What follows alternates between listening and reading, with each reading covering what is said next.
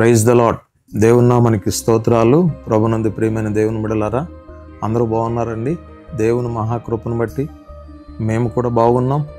మీరు మా కొరకు, మా పరిచర్య కొరకు ప్రార్థన చేయండి. మీ కొరకు, మీ కుటుంబాల కొరకు అనుదినం మేము ప్రార్థన చేస్తున్నాం. తప్పనిసరిగా దేవుడు మీ కుటుంబాలను ఆశీర్వదించి ముందుకు నడిపిస్తాడు. ఈరోజు దేవుని వాక్యంలో నుండి కొన్ని వాక్య సందేశాలు మీతో చెప్పాలని నేను ఆశపడుతూ ఉన్నాను. యోహాను సువార్త నుండి 14వ అధ్యాయము 1వ వచనాన్ని ఒకసారి చదువుకుందాం. మీ హృదయమును కలవరపడనీయకుడి, దేవుని యందు విశ్వాసం ఉంచుతున్నారు, నా యందును విశ్వాసం ఉంచుడి. చిన్న ప్రార్థన. మహాపరిశుద్ధుడైన తండ్రి, చదవబడిన వాక్యం మీద మీ కన్ను దృష్టి ఉంచి నాలో మీరుండి మా బిడ్డలతో మాట్లాడమని యేసు నామములో ప్రార్థిస్తున్నాం తండ్రి, ఆమేన్. Praise the lord.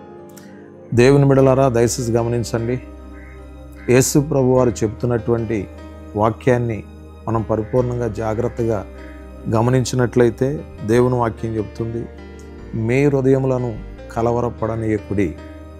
హృదయం చాలా విలువైనది, హృదయం చాలా బలమైనది. దేవుడు అనుగ్రహించిన ఈ హృదయాన్ని దేవునికి ఇవ్వటం చాలా ఆశీర్వాదకరమైన విషయం. దేవుని బిడ్డలారా, దేవుని వాక్యం చెప్తుంది, మీ హృదయములను కలవరపడనీయకుడి.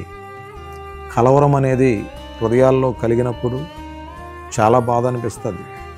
రాత్రులు నిద్ర పట్టదు. వేదన, అసంతోషం, దుఃఖం, కన్నీళ్ళు, భయంకరమైన పరిస్థితులకు మనం లోనవుతూ ఉంటాం. మన హృదయమును కలవరపడనీయకూడదు. హృదయం ఎప్పుడు కలవరపడుతుంది?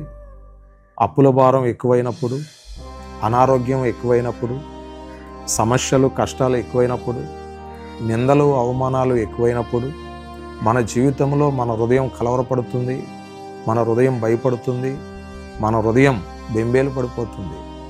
మీ హృదయములను కలవరపడనీయొద్దు.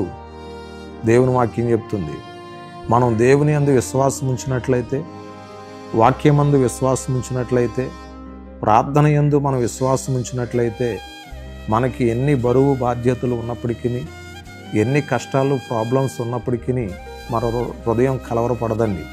దేవుని బిడ్డలారా, దయచేసి గమనించండి. మీ హృదయం కలవరపడకుండా ఉండాలి అని అంటే నీవు వాక్యమందు విశ్వాసం కలిగి జీవించాలని దేవుని వాక్యం అంటుంది.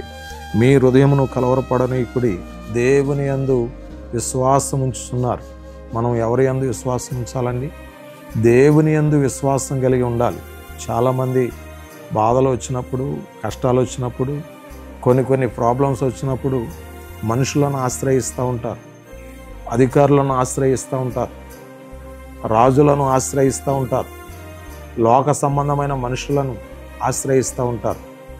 మనకి ఎన్ని శోధనలు వచ్చినప్పటికీ దేవుని వాక్యం అంటుంది, దేవుని సన్నిధిలోనికి వెళ్ళి మోకరించి ప్రార్థించినట్లయితే మన హృదయం నిబ్బరము కలిగి ఉంటుంది, మనకి ధైర్యం వస్తుంది, మనకి ఎనలేని సంతోషం వస్తుంది. దేవుని బిడ్డలారా, ఎన్ని ప్రాబ్లమ్స్ ఉన్నప్పటికీ మీ హృదయములను కలవరపడనీయద్దు. ఎందుకు తెలుసా? దేవుని యందు విశ్వాసం ఉంచుతున్నారు కాబట్టి మీరు కలవరపడకూడదు.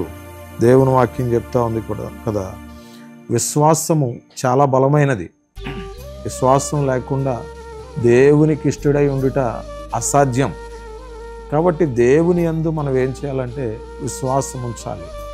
ఈరోజు నీవెవరైనా కానీ మందిరానికి వెళుతున్నావు కదా, ప్రార్థన చేసుకుంటున్నావు కదా, ఎందుకు కలవరపడుతున్నావు? పిల్లలను గూర్చి కలవరపడుతున్నావా? అప్పులను గూర్చి కలవరపడుతున్నావా? అనారోగ్యమును గూర్చి కలవరపడుతున్నావా? దేనిని గూర్చి భయపడి కలవరపడుతున్నావు? దేనిని గూర్చి కూడా భయపడవలసిన అవసరము లేదు.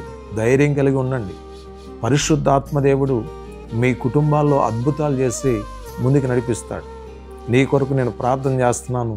తలలో వంచండి, ప్రార్థన చేసుకుందాం. మహాపరిశుద్ధుడైన తండ్రి, ఎంతమంది అయితే బిడలు సమస్యల్లో, కష్టాల్లో, బాధల్లో ఉండి కలవరపడుతున్నారో, భయపడుతున్నారో వారందరినీ ముట్టండి, స్వస్థపరచండి, బాగు చేయండి, శక్తివంతులుగా చేయండి, బలవంతులుగా చేయండి. అన్ని విషయాల్లో అభివృద్ధి, క్షేమం మా బిడలందరికీ కలుగునట్లు సహాయం చేయండి. ఎవరు కలవరపడకుండా, ఎవరు భయపడకుండా, ఎవరు దేనికి జంకకుండా నాయనా ధైర్యము కలిగి ముందుకు వెళ్ళులాగన నీ సహాయ సహకారములు ప్రతి ఒక్కరికి అనుగ్రహించి నీ నామానికే మహిమ తెచ్చుకున్నామని యేసు పరిశుద్ధ నామములో ప్రార్థన చేసి వేడుకొనుచున్నాం తండ్రి. ఆమేన్. God bless you. మీ అందరికీ వందనాలు.